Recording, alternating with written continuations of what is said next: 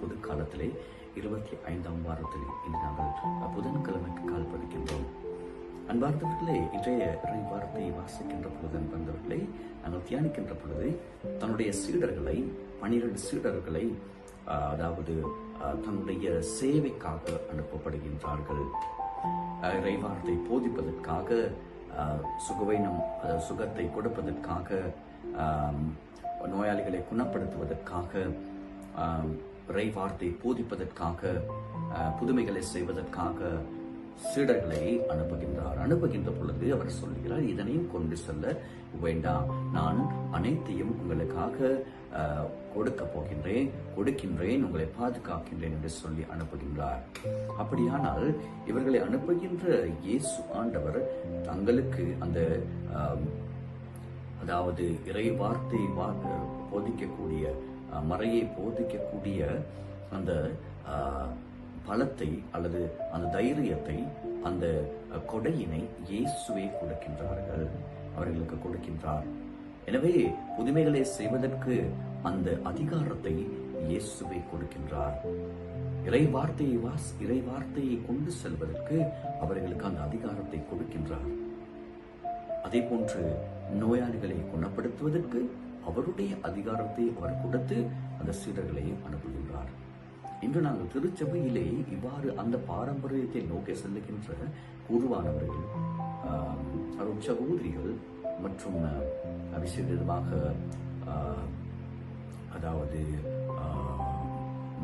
மறையாசிரியர்களாக இருக்கலாம், அல்லது பல்வேறு விதமான பொறுப்புகளில் ஈடுபடுகின்றவர்களாக இருக்கலாம். திருமுழுக்கினூடாக ஆசீர்வதிக்கப்பட்ட அல்லது திருமுழுக்கினூடாக அவர்களை பலப்படுத்தி அவர்களை அனுப்புகின்றார் இறை வார்த்தை போதிப்பதற்கு.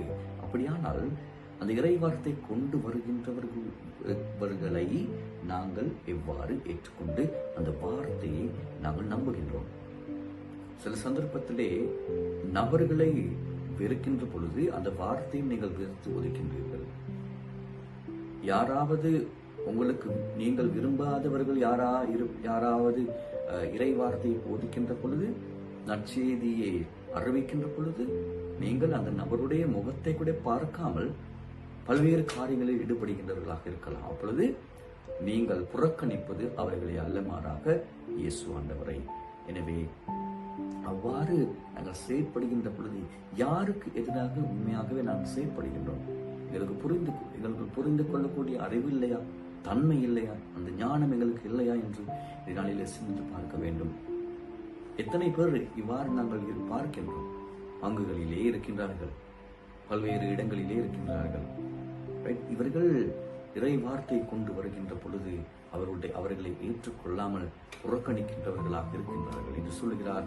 நீங்கள் அவர்களை புறக்கணிக்கவில்லை, அவர்களை வெறுக்கவில்லை, நீங்கள் என்னை புறக்கணிக்கின்றீர்கள், என்னை வெறுத்து ஒதுக்கின்றீர்கள் என்று இயேசு சொல்கிறார். எனவே நாங்கள் அவ்வாறான நபர்களாக இருந்தால் இன்று நாளிலே இறைவனிடத்திலே மன்னிப்பு கேட்டு, யாராக இருந்தாலும் நபருடைய வாழ்க்கை அல்லது நபரே எனக்கு முக்கியம் அல்ல, மாறாக அவர் எதை கொண்டு வருகிறார், எதனை பற்றி பேசுகிறார், அது எனக்கு முக்கியமாக இருக்கின்றது. ஏன்?